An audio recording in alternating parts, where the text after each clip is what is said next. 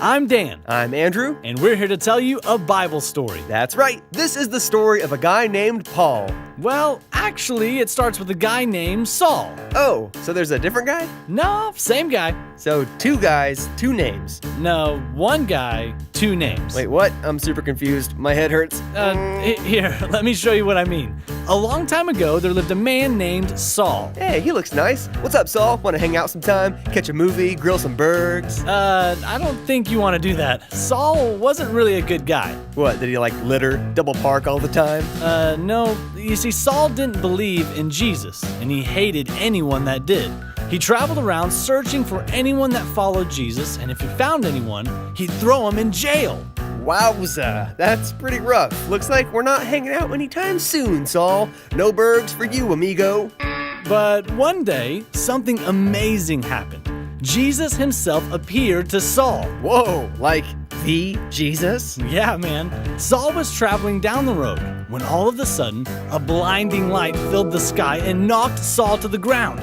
Jesus called out to Saul and said, "Saul, why are you hurting the people that follow me?" Oh man, I bet Saul was totally wigging out. Time to pay the bill, homie. Zabam! You just got straight up judged, son. No, that's not what happened at all. Saul was so affected by Jesus showing up and talking to him that he did a total 180. He got born again and he started following Jesus. Hey, that's awesome. And since he was a totally different person now, the first thing he did was change his name. He used to be Saul, but his new name was Paul. Ah, so that's why there's two names in the story. Gotcha. Okay, that's really cool and all, but is that the whole story? I mean, it just seems kind of short. No way. Paul's story is just getting started. After he got saved, he had a new mission. He would travel around preaching the good news about Jesus, healing people, starting churches, and getting people saved. Yeah, way to go, Paul. And after a while, he set a goal. There was one person in particular that Paul really wanted to share Jesus with. Someone that could make a huge impact if they were born again. Batman. What? Yeah, dude, we gotta get that guy saved. Think how awesome that would be. Hey, it's time to take up the offering. Boom, $1 billion. Hey, I need to ride to church. Boom, Batmobile. Okay, no, it wasn't Batman. Paul's goal was to share the good news with Caesar, the leader of Rome and the most powerful man in the whole world. Whoa, that's cool. But as he traveled around, he kind of ran into some problems. You mean like he got stuck in traffic a bunch? Yeah, that construction will get you. It's brutal. Not really. One day, Paul was preaching in a city when all of a sudden, an angry mob grabbed him, dragged him out of the city, and threw him in the dirt. Whoa, why did they do that? Well, even though Paul had totally changed, some other people still didn't want Jesus to be talked about. But that didn't stop Paul. He dusted himself off and he headed to the next city. What happened there? He started preaching, but again, some people wanted to shut him up. This time they grabbed him, beat him up, and threw him out of the city. Again? Man, what do you do after that? He picked himself up and he kept on going. He traveled all around the countryside telling people about Jesus, and he didn't let anything stop him. And eventually everything started going smooth, right? Not so much. People kept trying to stop Paul, but they couldn't. He just wouldn't quit.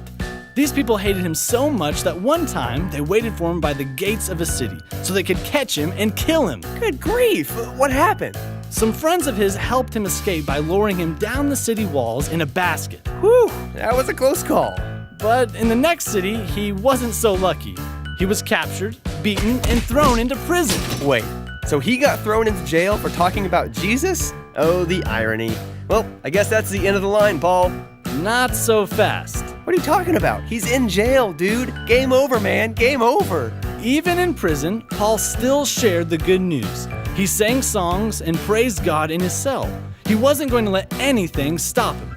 And then that night, while he was praising God, something amazing happened. He was up for parole. No. A huge earthquake shook the entire prison.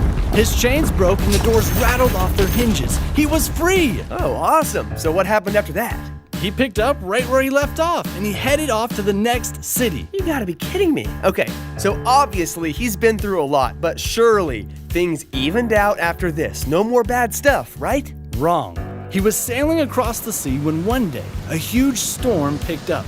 For days, the wind and waves pounded the boat until it crashed into a reef and started to sink. Paul jumped into the water and swam for the shore. Whew, another close call. Just glad he made it to shore, glad he's finally safe. Then he got bit by a snake. What? Come on, man, are you serious? While he was building a fire, a deadly viper latched onto his hand and it wouldn't let go. Oh boy, well, it's been a good run, but looks like it's the end for Paul. I don't think so. Paul just shook the snake into the fire and he wasn't hurt at all. Unbelievable. Okay, I gotta know, how did he keep going when everything in the world was constantly against him? Well, Paul knew that the power of God in him was way stronger than any of the bad stuff that came his way. With God on his side, he was unstoppable. Man, Paul is like a real-life superhero. It's a bird, it's a plane, it's Super Paul! You got that straight. And eventually, Paul accomplished his mission. He made it to Rome and was able to share Jesus with Caesar, the most powerful man in the world. Mission accomplished. Man, Paul sounds like the coolest guy. Looks like we're back on for burgers in a movie, right, Paul?